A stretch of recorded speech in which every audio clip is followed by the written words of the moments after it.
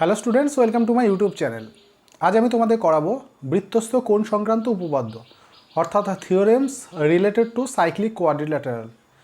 এই চ্যাপ্টারে ভীষণ গুরুত্বপূর্ণ একটি উপপাদ্য রয়েছে এবং এই উপপাদ্যটি আমি আগের ক্লাসে আলোচনা করেছি। তোমরা যারা আমার এখনও আগের ক্লাসটি দেখোনি তারা সবার আগে সেই ক্লাসটি দেখবে। তার কারণ সেই ক্লাসটি যদি না দেখো তাহলে তোমরা কিন্তু আজকের ক্লাসটা বুঝতে পারবে না। আজকের ক্লাসে আমি এই চ্যাপ্টারের এই উপপাদ্য সংক্রান্ত দুই একটা অঙ্ক নিয়ে আলোচনা করব এবং এই অঙ্কগুলো দেখা যায় মাধ্যমিক পরীক্ষায় মাঝে সাঝেই আসে, তাই তোমরা মন দিয়ে ক্লাসটি দেখবে।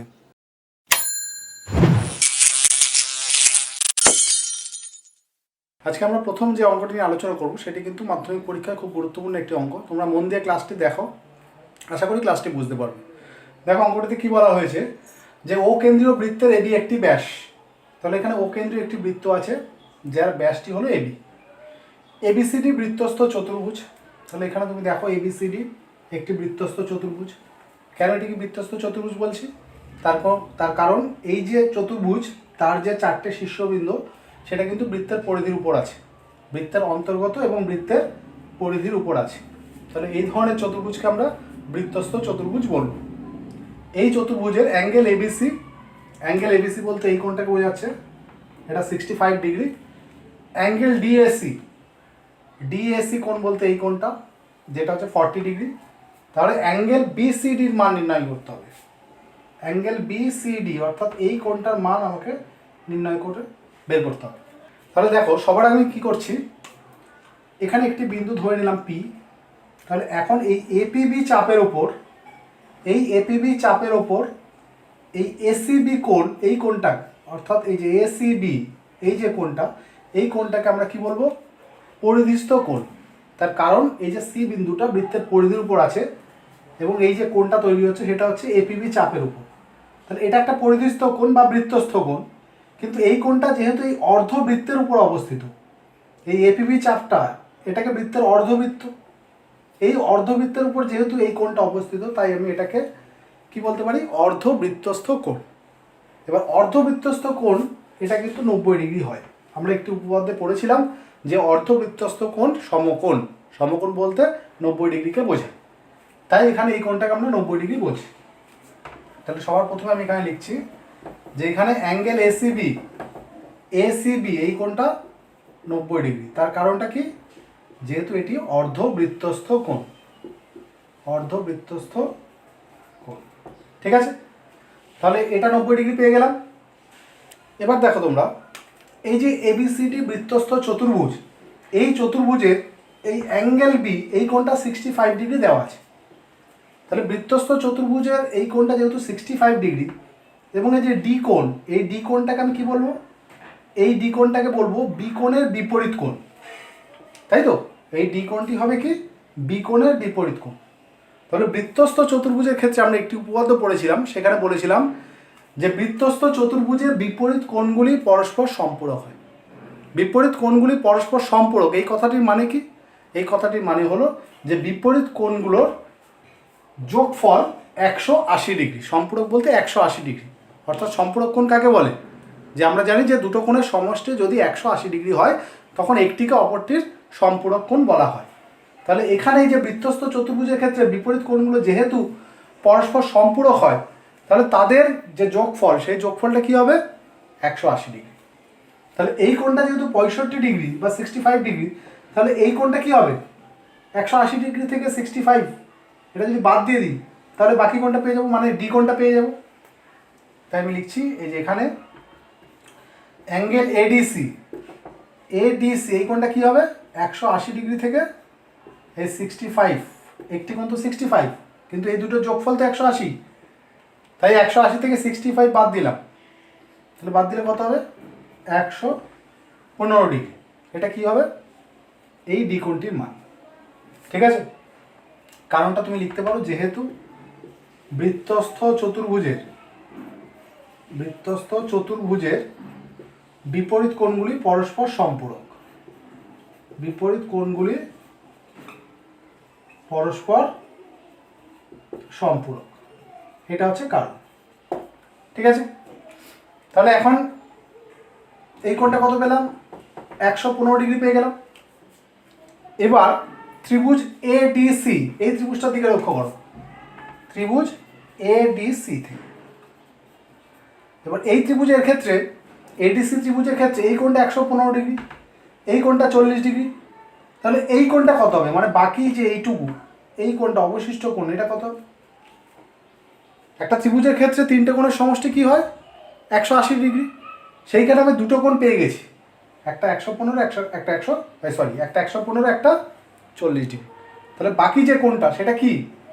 180 ডিগ্রি থেকে এই দুটো কোণের সমষ্টিকে যদি বাদ দিয়ে দিই তাহলে বাকি কোণটা পেয়ে যাব। তাহলে এখানে বাকি কোণটা কত?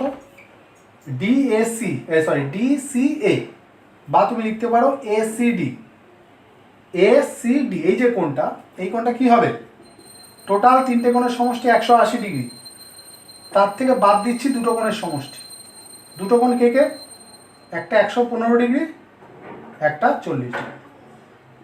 তাহলে 180 ডিগ্রি থেকে 115 আর 40 ডিগ্রি যদি যোগ করো তাহলে কত হয়? 155 ডিগ্রি। তাহলে 180 থেকে 155 বাদ গেলে 25 ডিগ্রি। তাহলে এই কোণটা কত পেলাম? এই কোণটা আমরা পেলাম 25 ডিগ্রি। এবার আমাকে বের করতে হবে কোন কোণটা? Angle BCD. অ্যাঙ্গেল বিসিডি কত হবে তাহলে? অ্যাঙ্গেল বিসিডি মানে এই পুরো কোণটা আমাকে নির্ণয় করতে হবে। তার মধ্যে এইটুকু তো আমরা পেয়েছি 90 ডিগ্রি, আর বাকি যে এইটুকু এটা পেলাম কত? 25 ডিগ্রি। তাহলে অ্যাঙ্গেল বিসিডি কী হবে? 90 ডিগ্রি যোগ 25 ডিগ্রি, তার মানে 115 ডিগ্রি।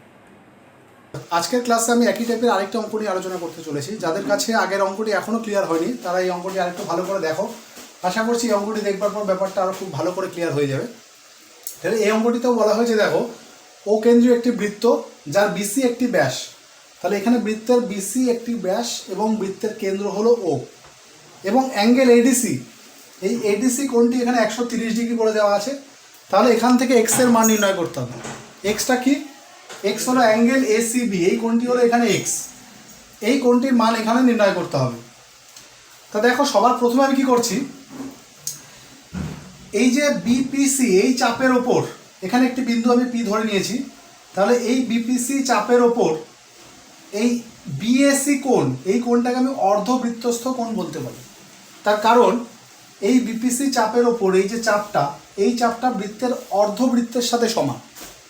তাহলে এই অর্ধবৃত্ত অর্থাৎ এই চাপের ওপর এই এ বিন্দুটা যেহেতু বৃত্তের পরিধির উপর আছে, তাহলে এই চাপের ওপর এই যে কোণ, এটাকে আমি বৃত্তস্থ কোণ বা পরিধিস্থ কোণ বলব। তাহলে এখানে এই কোণটা কত হবে? আমরা একটু উপপাদ্য পড়েছিলাম যে অর্ধবৃত্তস্থ কোণ সমকোণ অর্থাৎ 90 ডিগ্রি হয়, তাই এই কোণটি 90 ডিগ্রি। তাহলে সবার প্রথমে আমি কী লিখছি, যে এখানে অ্যাঙ্গেল বিএসি এই কোণটা হলো 90 ডিগ্রি, তার কারণ এটি অর্ধবৃত্তস্থ কোণ, অর্ধবৃত্তস্থ কোণ।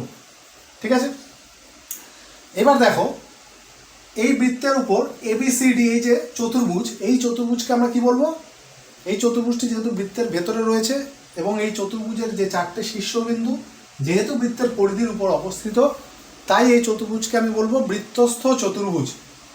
এবার বৃত্তস্থ চতুর্ভুজের ক্ষেত্রে আমি এর আগের ক্লাসে একটি উপপাদ্য বলেছিলাম, সেই উপপাদ্যে বলা হয়েছিল যে বৃত্তস্থ চতুর্ভুজের বিপরীত কোণগুলি পরস্পর সম্পূরক হয়। এই সম্পূরক কথার মানে হচ্ছে 180 ডিগ্রি, অর্থাৎ বৃত্তস্থ চতুর্ভুজের ক্ষেত্রে বিপরীত কোণদ্বয়ের যোগফল কী হবে? 180 ডিগ্রি হবে। তাহলে এখানে যে ডি কোণটি দেওয়া আছে, এই ডি কোণের বিপরীত কোণটি হলো বি কোণ। তাহলে এখন এই দুটো কোণের সমষ্টি কী হবে? সম্পূরক, অর্থাৎ 180 ডিগ্রি। তাহলে একটা কোণ যদি 130 ডিগ্রি হয়, তো সেক্ষেত্রে এই কোণটি হবে কত? 50 ডিগ্রি। তাহলে আমি এখানে লিখছি যে অ্যাঙ্গেল এবিসি এই কোণটি কত হবে? 180 থেকে একটি কোণ 130 ডিগ্রি বাদ দিলে অপর কোণ 50 ডিগ্রি পেয়ে গেল। এবার তুমি এবিসি এই ত্রিভুজটার দিকে লক্ষ্য করো। ত্রিভুজ এবিসি এর এই ত্রিভুজের ক্ষেত্রে একটি কোণ 90 ডিগ্রি, একটি কোণ 50 ডিগ্রি এবং একটি কোণ এক্স ডিগ্রি। তাহলে তিনটে কোণ যদি জানা থাকে, একটা ত্রিভুজের তিনটে কোণের সমষ্টি কী হয়? 180 ডিগ্রি। তাহলে আমি বলতে পারি যে ত্রিভুজ এবিসি এর ক্ষেত্রে একটি কোণ 90 ডিগ্রি, একটি কোণ 50 ডিগ্রি এবং অপর কোণ এক্স ডিগ্রি। তাহলে এই যে তিনটে কোণের সমষ্টি, এই সমষ্টি ইকুয়াল টু 180 ডিগ্রি। তাহলে এখানে 90 plus 50 equal to 140 plus x degree equal to 180 degree. তাহলে এক্স ডিগ্রি ইকুয়াল টু কী হলো 180 ডিগ্রি। এবার 140 ডিগ্রিটা রাইট সাইডে গেলে মাইনাস 140 ডিগ্রি। সুতরাং x degree equal to 40 degree. তাহলে এক্স ডিগ্রি মান কত পেলাম 40 ডিগ্রি। তাহলে কোশ্চেনে দেখো এক্স এর মানই নির্ণয় করতে বলেছে। এক্সটা ছিল এই কোণটি, অর্থাৎ এই কোণের মান কত পেলাম 40 ডিগ্রি। তাহলে আজকের ক্লাস আমাদের এই পর্যন্ত থাকলো। আজকের ক্লাসে আমরা যে অঙ্কগুলো নিয়ে আলোচনা করলাম, এই অঙ্কগুলোকে তোমরা বাড়িতে খুব ভালো করে প্র্যাকটিস করবে। তার কারণ মাধ্যমিক পরীক্ষায় কিন্তু এই ধরনের অঙ্কই আসে। তোমরা এই ধরনের আরও বিভিন্ন অঙ্ক বইয়ের পেয়ে যাবে, সেই অঙ্কগুলোকেও বাড়িতে প্র্যাকটিস করবে। এছাড়া তোমরা যদি মাধ্যমিক পরীক্ষার কোনো টেস্ট পেপার ঘাটো, টেস্ট পেপারেও এই ধরনের অনেক অঙ্ক পাবে। সেই অঙ্কগুলোকে বাড়িতে প্র্যাকটিস করতে থাকো, মাধ্যমিক পরীক্ষার প্রিপারেশান নিতে থাকো। তাহলে দেখা হচ্ছে পরের ক্লাসে নতুন করে চ্যাপ্টার নিয়ে। ততক্ষণ সবাই খুব ভালো থেকো এবং সুস্থ থেকো। Thank you so much.